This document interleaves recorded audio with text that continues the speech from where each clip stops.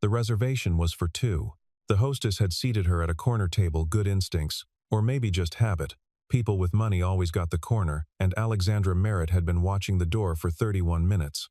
She knew it was 31 because she'd stopped looking at her watch and started watching the candle instead. Each time the flame shivered from a draft, she counted it as another minute. She was up to 31. The restaurant was called Linden. 12 tables. Everything linen and low light. The kind of place where the sommelier didn't ask if you wanted to see the wine list. He simply appeared with it. The way well-trained people appear. Which is to say, without noise and without apology. Alexandra had chosen Linden precisely because it was not the kind of place where you got looked at sideways when you sat alone. But the young waiter she'd caught, his name was Patrick, from the reservation card, had now passed her table 4 times in 20 minutes. And each time his eyes made the same small, sorry arc. First the empty chair, then her, then away. She didn't need his pity. She had the wine. She lifted the glass and let the burgundy settle on her tongue. 14 years ago she'd sat in a seminar on sensory marketing and learned that when you taste something expensive slowly enough, your brain convinces itself the experience is worth more than it is. She'd thought that was cynical then. Now, she thought it was simply accurate. Her phone sat face down on the table. She'd promised herself she wouldn't flip it over until she finished the glass. She was breaking that promise with every sip. His name was Trevor Holt, a financial attorney, 41, divorced once, no children. Her assistant Diane had put the meeting together through a mutual acquaintance, someone from Diane's spin class, of all things, and Alexandra had agreed mostly to stop Diane from looking at her with that particular expression, the one that said, "You are a very accomplished and very lonely woman, and I worry about you." Trevor Holt had texted her 4 days ago to confirm. He had not texted since. She turned the phone over. Nothing. She turned it back. Outside. Through the floor-to-ceiling glass that faced the street. The rain was doing what April rain in New York does not, committing. Not dramatic. Just persistent. Headlights moved through it like slow thoughts. A cab sat idling at the corner. Its light off. Going nowhere. She would give him until the end of the glass. Then she would order the salmon, pay, and be home by 9:30. She would work until midnight and sleep until 5:15, and in the morning it would be as though none of this had happened, because nothing, technically, had. She had been doing that for 6 years. It worked every time. The candle shivered again. 32. She was finishing the wine when she heard the voice. It came from her left, quiet and unhurried. With a slight rasp at the edges, the voice of someone who'd been outside in the rain. "Looks like your blind date didn't show up either." She turned. He was standing just inside the entrance. Still slightly damp.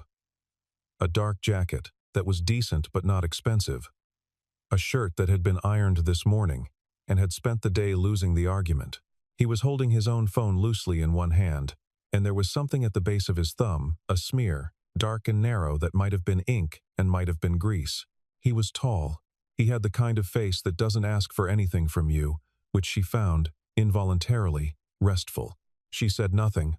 He nodded at the empty chair across from her. "Sorry." That was presumptuous.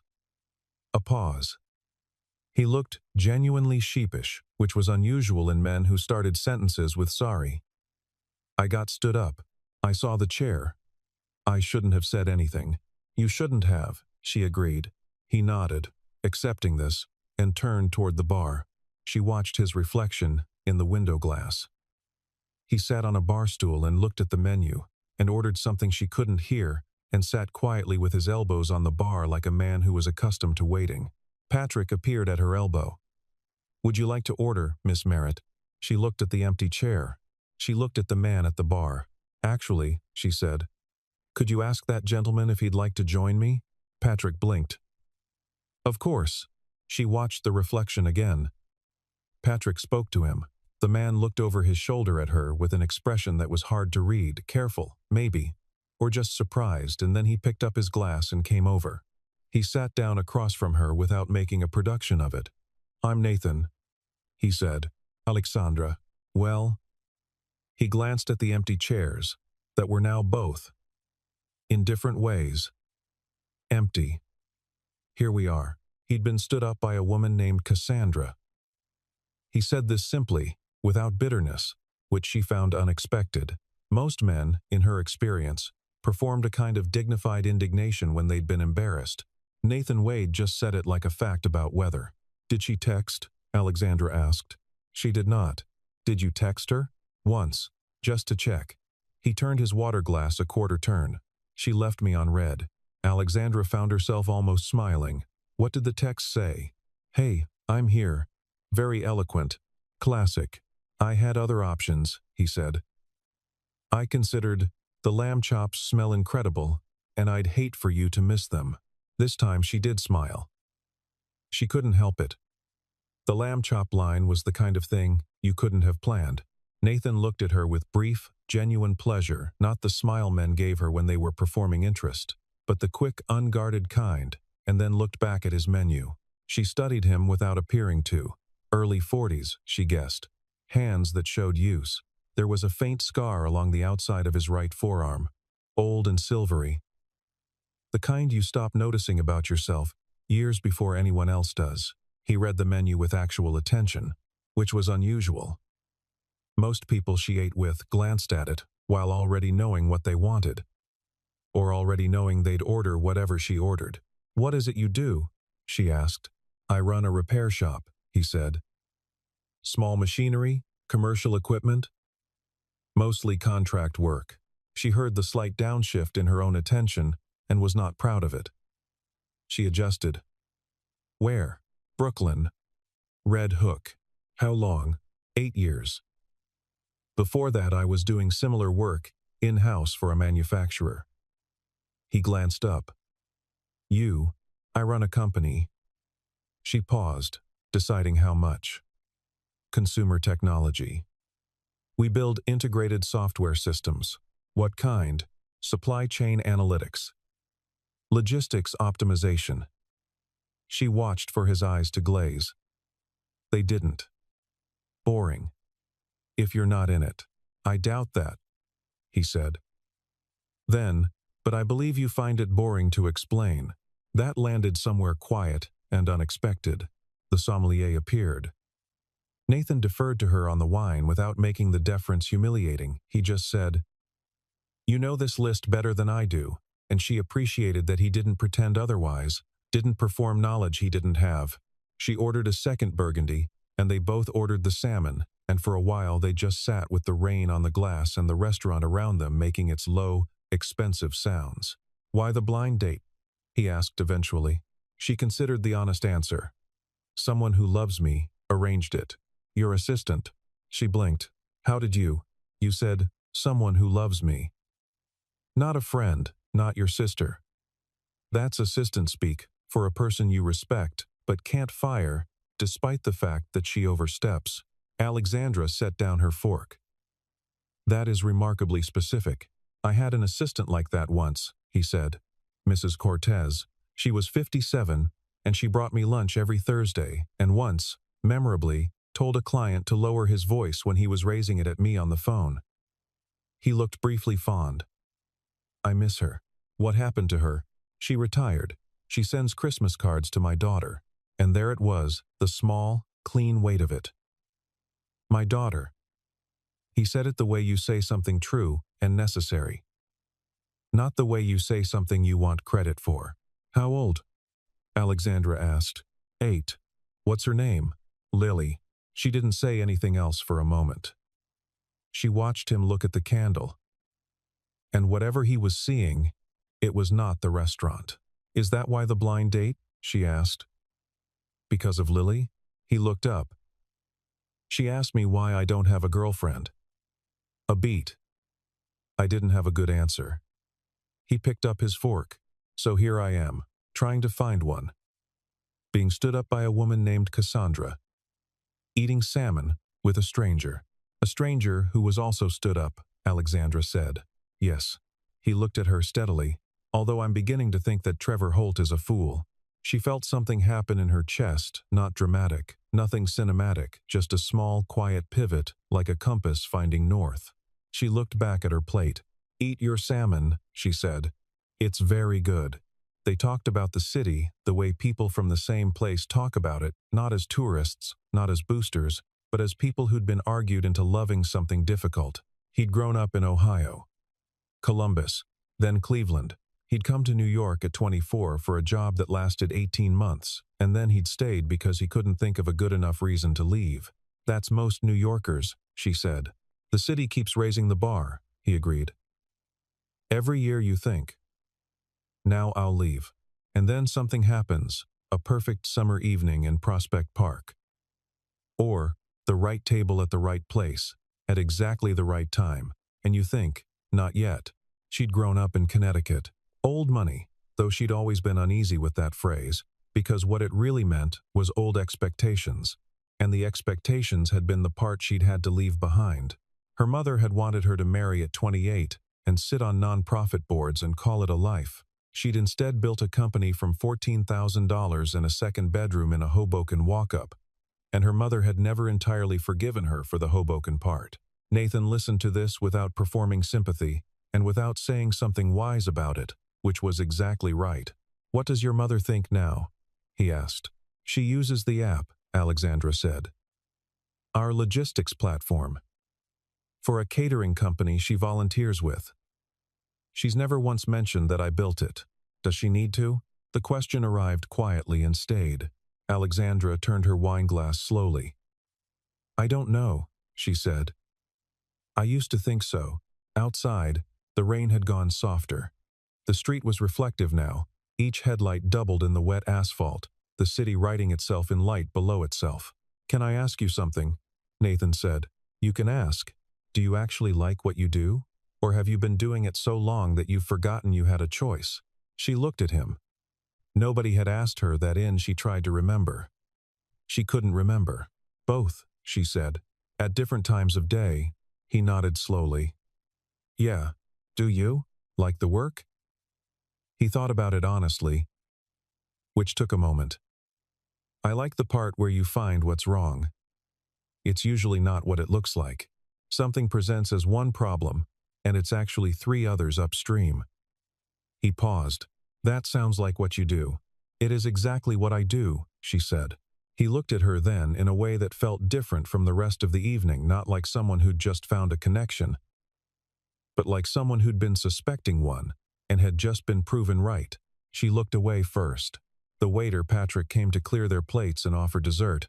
And for a brief moment the evening paused, and they both looked at each other across the small neutral space of the question. "Dessert?" she said. "I should probably get home to the sitter," he said. Then, before she could decide whether she was disappointed, "But I wouldn't say no to coffee." "Coffee," she agreed. Patrick brought the coffee.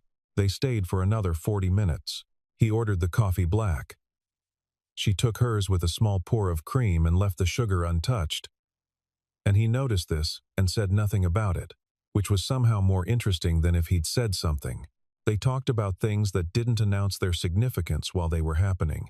She told him about the quarter she'd spent in her company's first year sleeping on an air mattress in the office because her apartment had a mold problem she couldn't afford to fix, and she was too stubborn to call her father. He told her about the 6-week period, when Lily was 3, and had refused to sleep anywhere except her father's chest, and he developed a remarkable ability to conduct repair estimates via laptop, balanced on his knees, while an 11-pound child rose and fell on his sternum. She laughed at this in a way she wasn't expecting, full, unguarded, slightly surprised at herself. He smiled and drank his coffee. They were somewhere in the middle of a conversation about what it meant to be good at something without particularly wanting the status that came with it, when he said something she wrote down mentally and kept. She'd been talking about a leadership retreat her executive team had attended, and the consultant they'd brought in who had a theory popular, earnest, wrong about vulnerability in corporate settings. "The problem," she said, "is that people confuse disclosure with honesty. They think if you tell your team something personal, you've built trust. But you've only performed the form of trust. The substance is different." Nathan looked at her steadily. "What's the substance?" "Consistency," she said. "Doing what you say you'll do. In the small things. Not just the visible ones." He was quiet a moment. Then, I had a business partner who disagreed with you. She paused. It was a strange sentence in his mouth.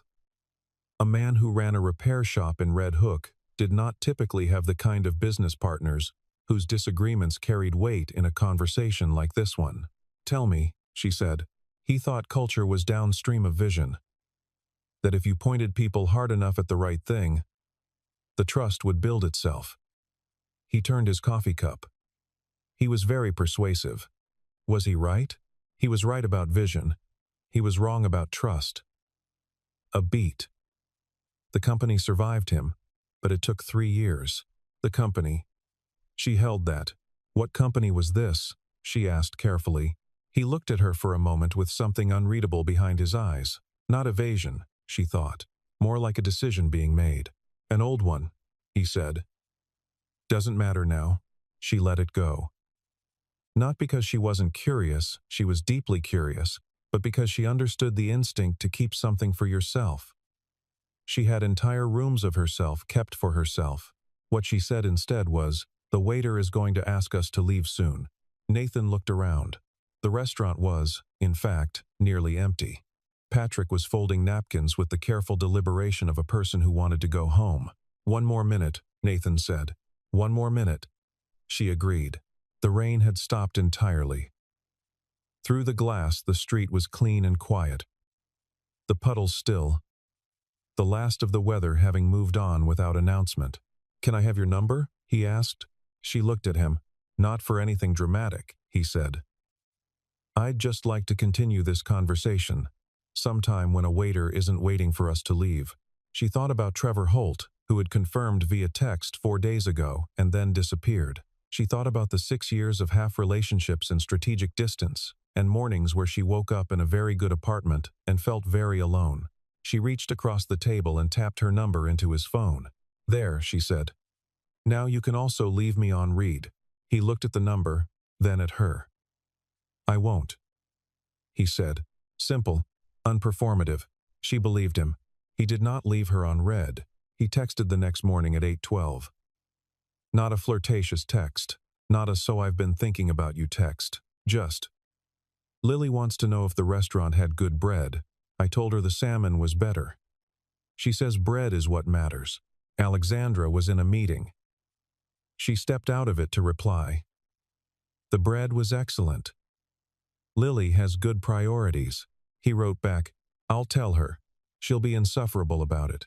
She returned to the meeting smiling, which her CFO, a composed man named Gerald, noted with visible alarm. They texted intermittently for 4 days. Nothing declarations. Small objects passed between two people testing the weight of each other's hands. She recommended a book about behavioral economics that she'd read 3 times and still found things in. He mentioned a street in Brooklyn where the magnolias were fully out, earlier than usual, and she could walk through them if she had 15 minutes. She did not have 15 minutes. She walked through them anyway on a Wednesday morning at 7, before the office. He'd been right about the magnolias. On Thursday, she was in the back of a car going from a board meeting to an airport when she called him without fully deciding to. He picked up on the second ring. "Hey," he said. "I walked through the magnolias." She said, "Good. You were right. I know. How's the board meeting?" "Finished. The airport is next." "Where are you going?" "London." 2 days. A pause. "I just..." She stopped. She didn't know what she'd called to say. "I don't know why I called." A small silence. Then, "I'm glad you did." She looked out the window at the BQE moving beneath her, the city arranging itself in its usual impassive choreography of concrete and water and motion. "I should go," she said. "Safe flight, Alexandra." She hung up and sat with the phone in her hand, and felt, with some precision, what it was like to be someone who had forgotten how to want something without immediately building a defense around it. It was uncomfortable. She decided it was worth being uncomfortable. When she came back from London, she sent him a small package, a book on mechanical watchmaking she'd found in a shop near Covent Garden. Precise and beautiful, full of diagrams. No note, just the book. He texted 3 days later. "I finished it in 2 sittings." "Where did you find this?" She told him, "I'm jealous of the shop," he said. "I would have stayed for hours." "I know," she said. "That's why I bought the book instead." He was quiet for a moment. Then, "That was kind." She didn't know how to answer that. She was not used to being called kind. She was called effective, decisive, demanding, visionary, all words that were accurate and that said nothing about what she did with the quiet hours. She wrote back. "I have my moments," he wrote. "I think you have more of them than you let on." She put the phone down on her desk and went back to work and thought about it, on and off, for the rest of the afternoon. It came at 7:40 on a Tuesday. The way crises always do. During the 1 hour you'd set aside to do nothing. She was in the kitchen of her apartment, which she almost never used, attempting for the first time in recent memory to make a real meal, instead of ordering from the app she'd invested in 2 years ago, partly for convenience and partly as a conflict of interest she'd chosen to resolve in her own favor. She had onions. She had pasta. She was doing something approximating carbonara when her phone erupted. Gerald first. "Call me." Then Marcus, her head of partnerships. "We need to talk now." Then 3 emails, 1 marked urgent, 2 marked critical, which was already a system failure since she'd specifically told people to use only 1 tier of urgency, so the words still meant something. She turned off the onions and called Gerald. "Harmon's out," he said, without preamble. Harmon Logistics, their largest enterprise client, 11% of annual revenue. They just signed with Vertex Solutions. Effective end of quarter. The room did not spin. She was not that kind of person. But something inside her went very quiet and very fast the way it did when she needed to solve something that couldn't be solved by force. What happened? Price. They got an offer. Not about price. Harmon doesn't leave over price. What actually happened? A pause. There was a service failure in February. The API integration dropped data for 3 days during their peak shipping window. We fixed it, but apparently, we fixed the technical problem. We didn't fix the relationship. It appears not. She closed her eyes. 3 seconds. Then, get Marcus and Priya on a call in 20 minutes. I want the Harmon account history, every interaction for the last 18 months. Every ticket, every resolution, every communication. And I want an honest answer to the question of who was responsible for the relationship after the February incident. She hung up. She stood in the kitchen with the unfinished pasta on the counter and the onions cooling in the pan, and felt the familiar compression of a problem that needed everything she had. Her phone buzzed. Nathan, she almost didn't pick up. Then she did. "Bad time?" he said immediately, reading something in her 1-syllable hello. "Possibly terrible time. Client crisis. I'll go." "No, wait." She didn't know why she said it. "Tell me something else." Just for a second, a small pause. Lily told her teacher today that she wants to be a mechanic when she grows up. What did the teacher say? She said, "That's wonderful." Which is the right answer. Alexandra let out a breath that had things in it she hadn't known she was carrying. "That is the right answer. Everything okay?" "It will be." She looked at the cold pasta. "We lost a client. A big one. And I think I know why. Which is worse than not knowing." "Why is that worse?" "Because it means someone on my team needed support and didn't get it. And I was the one supposed to be watching." He was quiet. Not uncomfortably quiet, the kind of quiet that understood what was being said. "Can you fix it?" he asked. "The client?" "Maybe." She pulled out a bar stool and sat down. "The process?" "Yes." "Then go fix the process," he said. "The client might follow." She thought about it. Something resolved. "There's a contact at Harmon," she said slowly. "The VP of Operations, Daniel Cho. He came to us originally because he read an interview I gave about predictive modeling in shipping logistics. We had a good initial relationship." She was thinking out loud now. He would have been the one managing the account after February. If the relationship broke down, it broke down with him. And if I reach out personally, not to save the account, Nathan said. She stopped. What? Don't reach out to save the account. Reach out because you actually care what went wrong. He'll know the difference. She sat with that. You're right, she said. Good luck, he said. Go. She went. At 11:17 that night, she had a video call scheduled with Daniel Cho. Not to pitch. Not to negotiate. To ask directly what she'd missed. And to mean the question. He took the call. She found out about him the way she found out about everything she needed to know. She made a few phone calls, asked the right people, the right questions, and listened to what was not being said. It took 4 days. His name was Nathan Wade.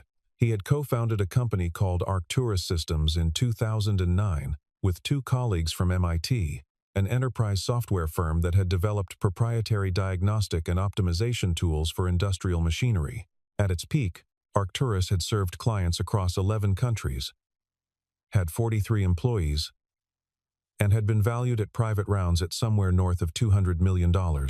He had left in totus and sexton. The official story, the LinkedIn version that no longer existed because his LinkedIn no longer existed, was a mutual decision, a strategic restructuring. The real story, which she pieced together from a former board member and 2 people who'd worked there and still followed what happened to people they'd respected, was more specific. He'd left because of his daughter.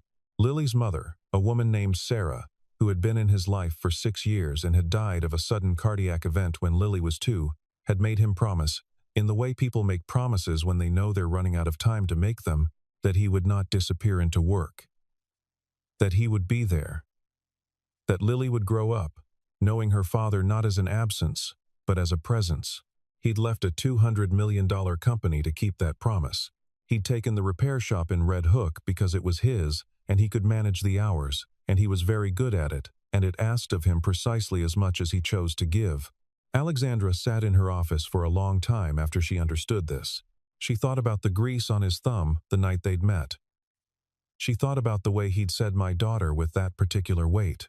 She thought about a man who had solved exactly the problem she did not know how to solve, which was the problem of knowing what actually mattered. She was afraid of him. Not afraid of him as a person, afraid of what he represented, because she had been running from the version of that question her whole adult life. And here was someone who had stopped running. And he was at a repair shop in Red Hook. Happy. Or not happy exactly. But present. And presence, she was beginning to understand, was the thing she'd been mistaking for happiness all this time. She went to Red Hook on a Saturday morning. The shop was between a print supply warehouse and a place that sold antique radiators.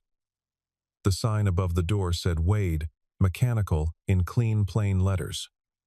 The door was open. Inside it smelled of solvent and metal and something faintly like coffee. He was at a workbench near the back, wearing safety glasses, dissecting what appeared to be the control panel of a commercial refrigeration unit. Beside him, on a short stool, sat a child with dark hair and serious eyes, who was doing homework in a notebook with a concentration that suggested the homework was a formality, and she was actually thinking about something else entirely. Alexandra stood in the doorway. Nathan looked up. He was, for a moment, completely still. "Hi," she said. Lily looked up. She studied Alexandra with that particular 8-year-old precision that takes in everything and judges nothing. "You're the restaurant lady," Lily said. Alexandra blinked. "He told you about me?" "He said you texted about the magnolias." Lily returned to her notebook. "Dad says the magnolias on Van Brunt are the best in Brooklyn." "He was right," Alexandra said. "He usually is," Lily said, in a tone that suggested this was a moderately disappointing fact. Nathan had taken off the safety glasses. He looked at her with something careful and open at the same time, like a door that wasn't sure whether to hold its position. "You want to come in?" he said. She came in. He showed her the refrigeration unit. He explained the fault without condescension and without performing simplicity, just explained it, one person to another, assuming she was capable of following. She followed. She asked 3 questions. The third one, she could tell, surprised him. "How do you know about pressure differentials in sealed systems?" he asked. "I don't, really. But I understand systems." She looked at the disassembled panel. It's the same problem. Something presents one way, and the failure is upstream. He looked at her for a moment. That's exactly right, he said. They stood in the quiet of the shop, the city's Saturday sounds coming in through the open door, and Lily's pencil moving in her notebook, and the smell of solvent and coffee, and it was one of the most purely good moments Alexandra had experienced in a very long time. She did not say this. It would have been too much. But she stayed for 2 hours. And when she left, Lily looked up from her notebook and said, very seriously, "You can come back." It was, by any measure, the best invitation she'd received all year. She offered him a job. This was, she understood immediately, a mistake. Not because it was a terrible idea in a vacuum, it was actually a reasonable idea in a vacuum, which was the problem, but because she'd made it for the wrong reason. She'd been in a quarterly strategy meeting where they were discussing the new predictive maintenance division, a service line they were expanding, matching software analytics to actual industrial hardware servicing. They needed a technical advisory board. She'd said his name before she'd thought about it, and then she'd thought about it too hard all the way home and called him that evening. Consulting work, she said. Advisory level. You'd review our technical documentation on industrial system diagnostics. Make sure we're not making claims our software can't support. 3 months to start. A pause. Then, Alexandra. She heard it in her name. "I know," she said. "Why are you doing this?" She was quiet. "Because it's a good idea professionally," she said. "And because," she stopped. "Because," he said, gently. "Because I wanted an excuse to work with you that wasn't personal." The silence that followed was not comfortable, but it was honest. "I appreciate that," he said. "I do. But I can't." "Why not?" "Because you'd be my employer. Because the thing where," he paused, choosing carefully, "the thing that's happening between us, whatever it is, it doesn't have a category yet. And I don't want the first category to be professional. It would ruin everything else before the everything else has a chance." She sat with that. "Also," he said, "I have enough work. The shop is full. I turned down 3 contracts last month." "I know," she said. I looked. Another pause. Then, unexpectedly, he laughed. "Did you?" "I do due diligence on everything," she said. "It's a flaw." "It's not a flaw." She could hear him settling somewhere, a chair or a couch, the sounds of his apartment around him. "What did you find?" "That you left a company worth more than most people will see in several lifetimes to keep a promise to your daughter." Silence. "I'm sorry," she said. "I shouldn't have." "No," he said, quietly. "It's okay." A beat. "It's not a secret. I just don't usually talk about it." "You don't have to. I want to." He was quiet for a moment. Sarah was, she understood what I was like when I was building Arcturus. She built things too, but she had a clearer sense of what they cost. He paused. "When Lily was born, I took 2 weeks off." 2 weeks. And Sarah looked at me, not angry, not sad, just very clearly, and said, "This is what you should be protecting, not the company." Alexandra's hand tightened on her phone. "She was right," he said. "I just needed her to not be there anymore to understand it." They were quiet together for a long moment. "I won't offer you the job again," she said. "I know, but I'll ask you to dinner." "Actually ask. Not as a business proposition." "Yes," he said, without hesitating. "Friday." "Yes. I'll make carbonara," she said. "It'll be the second time I've tried." "I'll bring bread," he said. "In case Lily asks." Things shifted in the way real things shift, not in a moment, but in accumulated moments, each small enough to be plausible, together becoming something you couldn't have planned. She began to leave the office at 6:30 on Tuesdays and Thursdays. Not always, not when the work required otherwise, but consistently enough that her assistant Diane stopped looking startled when it happened. Gerald noticed a change in the texture of her leadership. She was still demanding. She was always demanding, but the demands now arrived with a kind of patience that had been largely absent before. When someone made a mistake, she wanted to understand the upstream cause before she assigned the blame. Her head of customer success, A young woman named Priya, who had been quietly preparing her resignation for 6 months, did not resign. The Harmon account came back. Not all of it they renegotiated to a smaller scope, but Daniel Cho came back to the table because she'd asked the right question and listened to the real answer, and he remembered why he'd wanted to work with her in the first place. She started cooking on Sundays.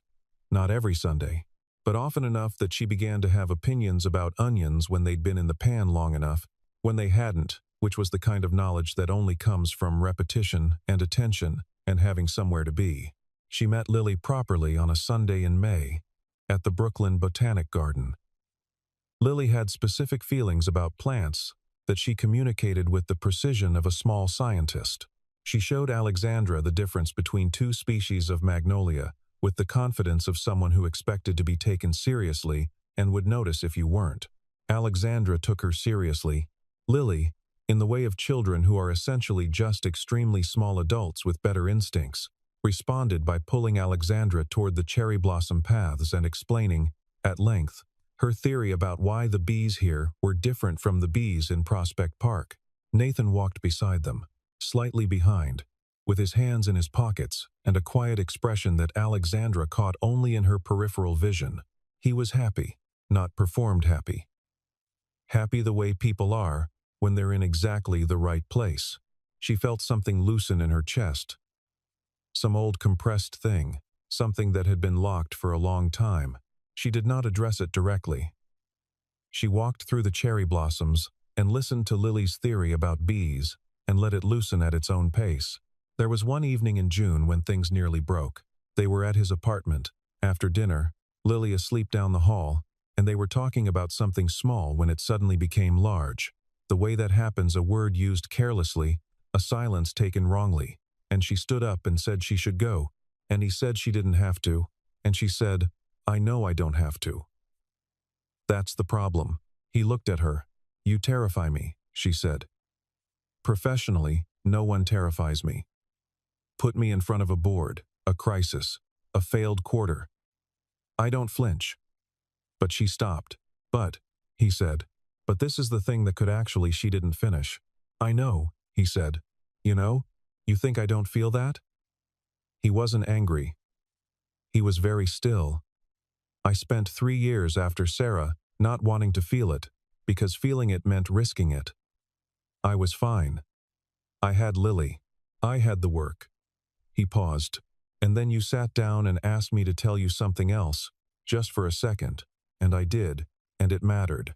She stood by the window of his apartment with the city behind her and the lamp on the table casting its warm, ordinary light, and she looked at this man who had solved the problem she hadn't been able to solve, and she was afraid, and she did not leave. She sat back down. "Okay," she said. It was not a declaration. It was not a resolution. It was just, "Okay, I will stay. I will see what this is." He looked at her across the small table. "Okay." He agreed. The rain on the second Friday of October was different from the April rain. It was decisive, the kind that meant something. It came in from the northwest and moved through without apology. She stood outside his door with her jacket damp at the shoulders and knocked, which she never did anymore. She always texted, but she'd been thinking on the walk over about the first night, the rain on the restaurant glass, the empty chair, the man who'd said your blind date didn't show up either with that careful, self-deprecating honesty. And she'd wanted, for reasons she couldn't entirely explain, to knock instead of text. He opened the door. He looked at her standing there in the rain with whatever was on her face, and he stepped back immediately to let her in without asking why. She'd knocked, without asking why she was there on a Friday unannounced. He just moved aside because she was there and she was welcome, and there was nothing complicated about that part. She stepped inside. The apartment smelled like dinner, something with garlic, something on low heat, and from down the hall she could hear the particular sonic signature of a child who was definitively not asleep despite the hour. "She's still up?" Alexandra said. "She claims she's reading," Nathan said. "She is in fact waiting." "For what?" "I think for you." He took her jacket, shook the rain off it, hung it on the hook. "She wanted to show you something. The math problem from last week. The one she'd been stuck on. Did she solve it?" "She did." He said it with a specific quality of pride. The pride of watching something you love become more itself. She wants to walk you through it. Alexandra looked down the hall toward the thin line of light under Lily's door. 8 years old. Patient. B-theory. Magnolias. The woman at the restaurant who cared about the bread. This particular child. In this particular apartment, in this particular city, that kept raising the bar and making it impossible to leave. She looked at Nathan. He was watching her with the same careful, open expression she'd first seen from the doorway of the repair shop, a door that wasn't sure whether to hold its position. Except now she understood that it wasn't caution. It was just presence.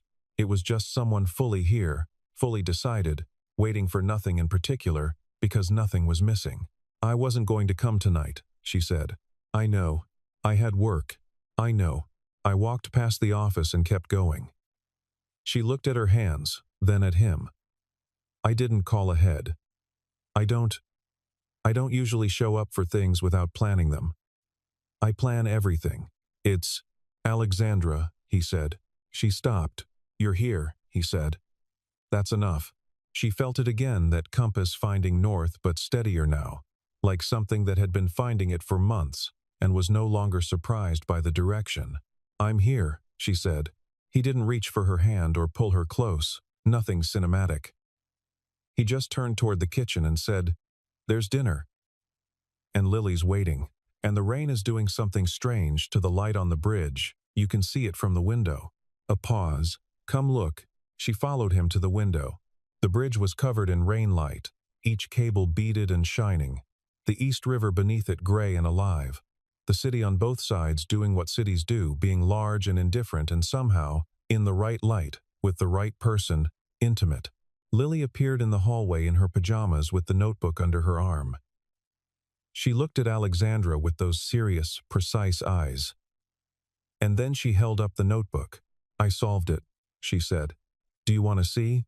Alexandra looked at the notebook. She looked at the small, serious face. She looked at the man standing beside her at the window with the rain on the glass and the bridge in the light and the garlic, something on the stove. "Yes," she said. "Show me everything. This is not a story about being rescued. It is a story about two people, separately and then together, learning to stay in the room. The empty chairs were just chairs. What mattered was who filled them, and what they were willing to say after the waiter stopped hovering.